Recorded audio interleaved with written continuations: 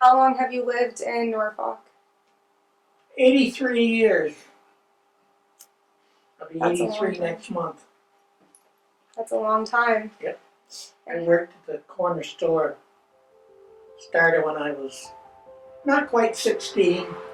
Stayed there until they closed.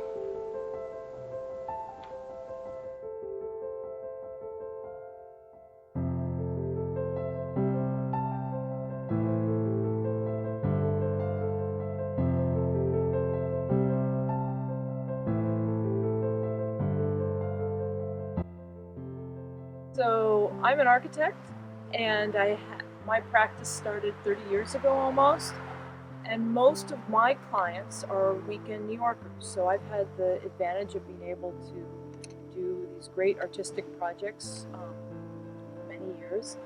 And when I started to look at it, I realized that the very thing that was supporting me was the thing that was making these communities harder and harder for everybody else to stay.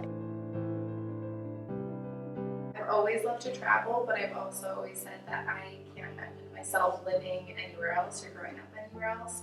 I was born and raised, so I've, left a couple of times through the years, got married, had children, and moved away a couple of times, but returned. Went into Hartford for 4 years. Worked for the state civil defense. And then the owners of the pharmacy asked me to come back, which I did because I was kind of a caretaker of my mother. It's a great town to live in. There's an awful lot to do. Terrific library, the cultural and other aspects of living here are great. A small town, a quiet town, I think you feel safe, but obviously you like to see the up and coming families be able to afford to be in a town like this.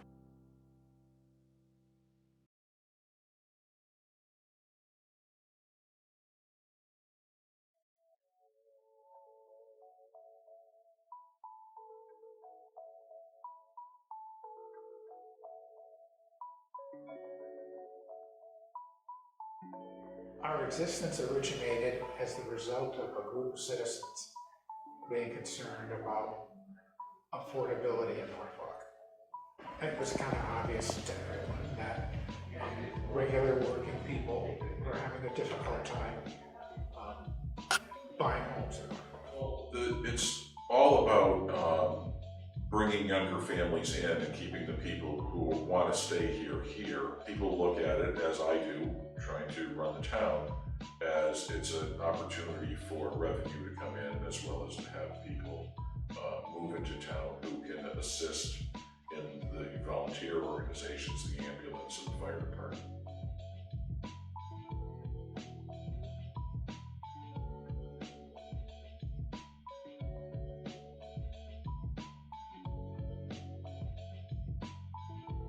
They were became involved with us from the beginning.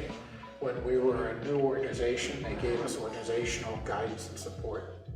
And then WISC also provided substantial financing in form of 2 bridge loans, gap loans.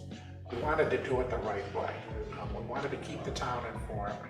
We didn't want, Kate and I agree, I think both pretty much agreed, we didn't want any opposition to what we did.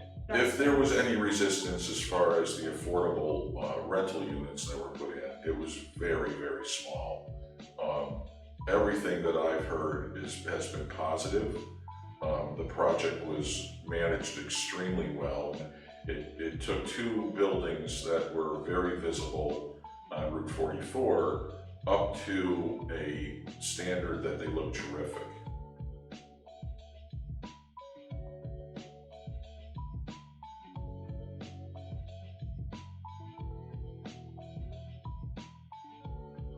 We converted this house, which was a 2-family, into a 4-family by putting a significant addition off the back.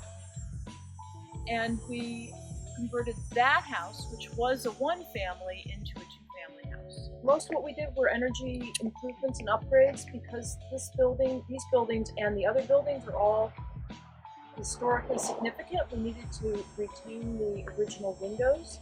So we added new storms and we did blown-in insulation where appropriate. We also replaced light bulbs and fixtures with Energy Star appliances as well. These houses are blend in with the other houses around.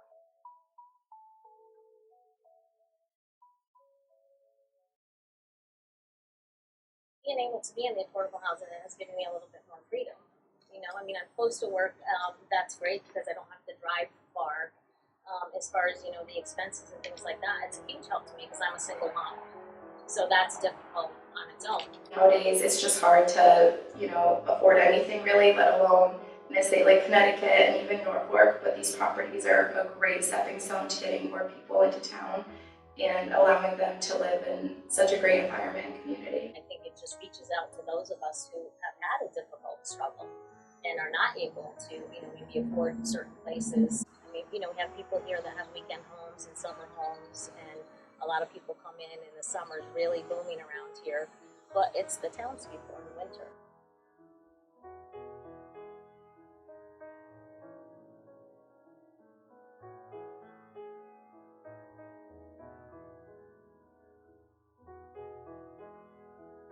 Particularly in northwestern Connecticut, we have a number of jobs and we don't have enough housing for people that is of a low enough price point that they can stay in the jobs. We are losing tradespeople left and right. And when you talk to people in different towns and they talk about affordable housing and why it's important, and you mention that maybe painters are moving away to the warmer states and maybe this, and all of a sudden it starts to click. You got to be part of the solution. You got to be part of the problem. People recognize that, and the smallness of the town, I think, makes it. It's hard to hide in Norfolk. It's very hard to hide in Norfolk.